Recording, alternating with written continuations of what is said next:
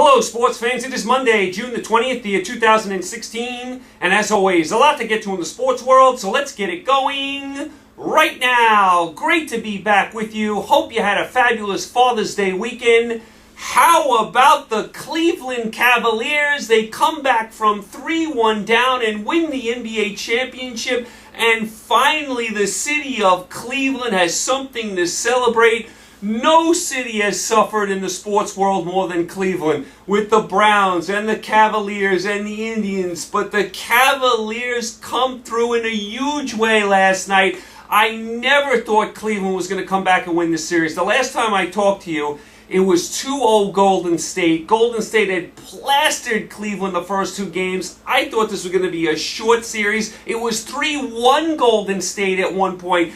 First team in NBA history to come back from 3-1 down in the finals. What a gutty performance by Cleveland. Never saw this coming. I thought for sure they were going to lose last night. I thought Curry and Thompson were going to go on one of their three-point runs and they were going to pull away.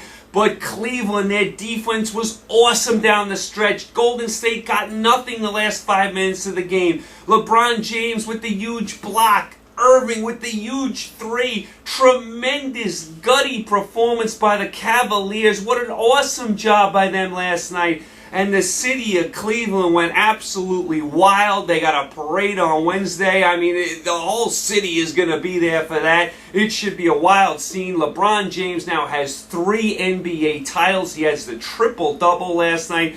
Tremendous job by the Cavaliers. Irving, the huge shot, like I said. Love doing great work on the backboards. J.R. Smith, a couple of key threes. Really gutty performance by Cleveland. They played great team defense. They didn't give Golden State anything down the stretch. Golden State didn't score, the last 5 minutes of the game at home? That's unheard of. I thought Curry did not play well at all. I thought Thompson did not play well at all. Remember, Bogut was hurt. He was out. Iguodala looked like he was limited. I mean, Green had a fabulous game, but Golden State didn't have their typical, run like they always have. Those three-pointers, going in left and right. They shot 40-something threes last night? Too many threes by Golden State. Settled for threes way too much. Should have drove to the basket. I think Curry and Thompson, would they have one free throw between them? That's not going to get it done in the NBA Finals. What a tremendous win for the Cavaliers.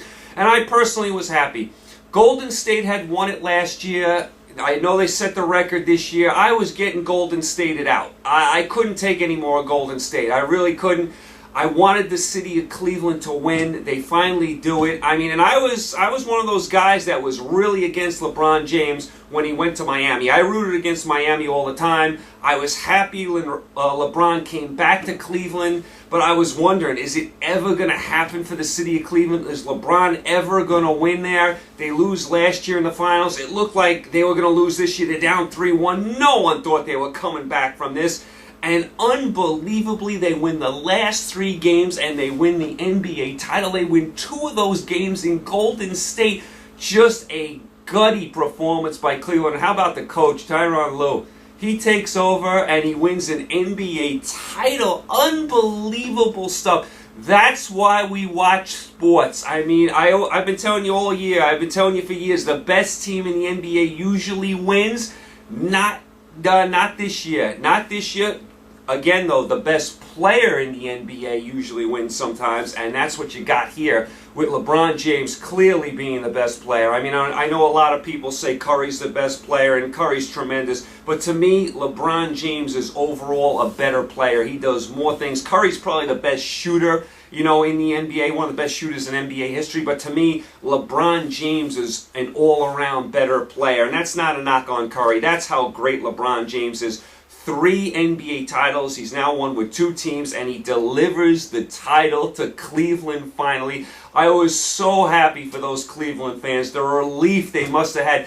No city has suffered more with 3 teams. I mean, I know a couple of teams like the Cubs have not won for a while, and the Chargers and the Padres haven't won in San Diego. But when you have 3 teams, I mean the Cavs, the Browns, and the Indians with their long history of not winning, no city has suffered like Cleveland. So I was so happy that they got to finally celebrate. And what a tremendous win. I never saw this coming. I really did not. When it was 3-1, I said, this series is over.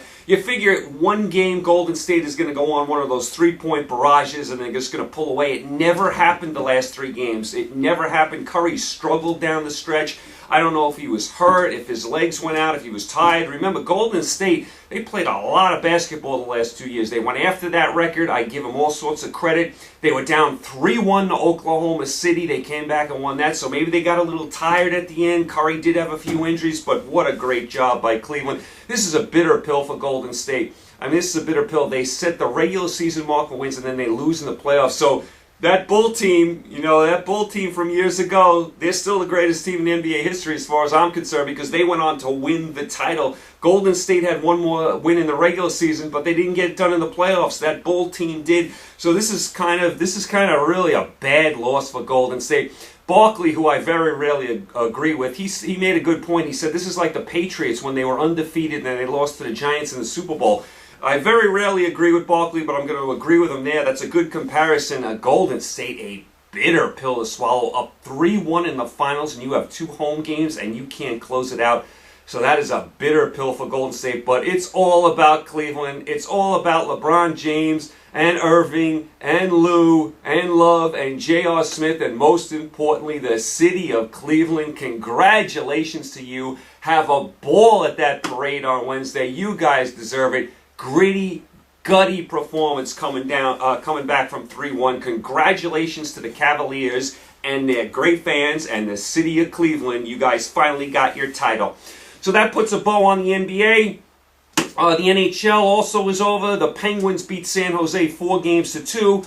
Crosby wins the MVP. I wouldn't have gave it to Crosby. I might have gave it to someone on the HBK line, maybe Letang. Yeah, maybe Kessel. I may have even given it to the goalie. Remember, this is a rookie goalie that got thrown into the fire. When have you ever seen a rookie goalie with that few starts win the Stanley Cup Finals? I know he didn't have a lot of work, but I would still have considered him. I probably wouldn't have given the MVP to Crosby. I know they like giving it to stars, but I might have given it to Letang or Kessel. The HBK line was great, but what a run by the Penguins. This was a team that fired their coach in the middle of the year, was thinking about breaking up their team, was not even in a playoff spot at one point. They became the hottest team in the league, and they just rolled from there, and they rolled right to the Stanley Cup. They beat Washington, who had the best record in hockey, so they came back from 3-2 down against Tampa Bay, who was in the Cup Finals last year. They beat San Jose, so tremendous job by the Pittsburgh Penguins. I think they got 500,000 at their parade. So the Penguins win the Stanley Cup. That puts a bow on the NHL season as well. Real quick on the baseball, let's check the standings. American League East, Baltimore, 1 game up over Boston. Both teams playing well. Toronto playing much better. They're 3 out. Yankees and Rays still have work to do. As far as the Central, Cleveland still continues to play good ball. They're a half a game up on Kansas City. Kansas City had a nice week last week. Despite the injuries, they're still right up there. Detroit and Chicago under 500. Forget about Minnesota. The West, Texas looks awesome right now. Texas has opened up an 8.5 game lead. They look really good.